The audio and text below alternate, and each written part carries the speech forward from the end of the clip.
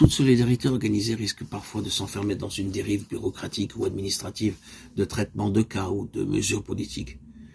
Elle doit sans cesse se ressourcer dans cette charité qui jaillit du cœur de Dieu. Les personnes qui œuvrent dans les institutions caritatives de l'Église doivent se distinguer par le fait qu'elles ne se contentent pas d'exécuter avec dextérité le geste qui convient sur le moment, mais qu'elles se consacrent à autrui avec des intentions qui leur viennent du cœur, de manière qu'autrui puisse éprouver leur richesse d'humanité. C'est pourquoi, en plus de la préparation professionnelle, il est nécessaire pour ces personnes d'avoir aussi et surtout une formation du cœur. Il convient de les conduire à la rencontre avec Dieu dans le Christ, qui suscite en eux l'amour et qui ouvre leur esprit à autrui, en sorte que leur amour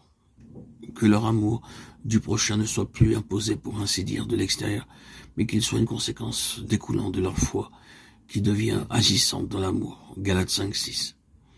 Il revient donc à l'Église d'organiser la charité, de veiller à ce que celle-ci, grâce à la prière et la vie sacramentelle, reste bien enracinée en Dieu.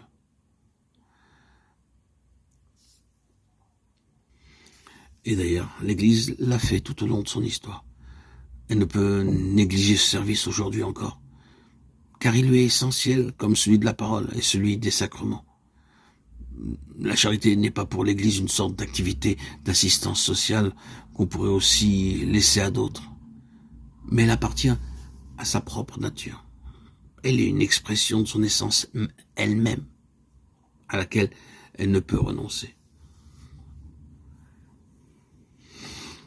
Il faut donc adresser une parole de reconnaissance et de remerciement à tous ceux qui participent d'une manière ou d'une autre à de telles activités. C'est ainsi que je vous propose, dans les prochains audios,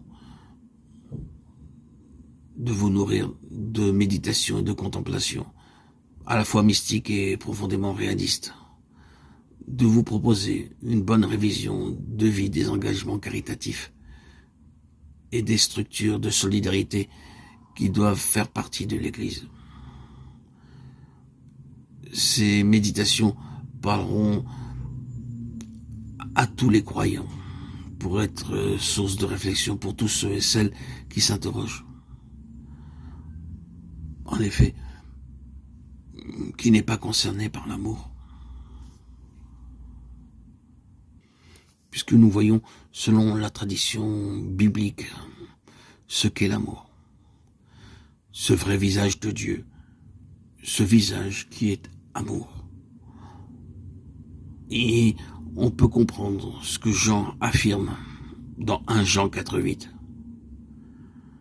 Dieu est amour. Dieu est amour.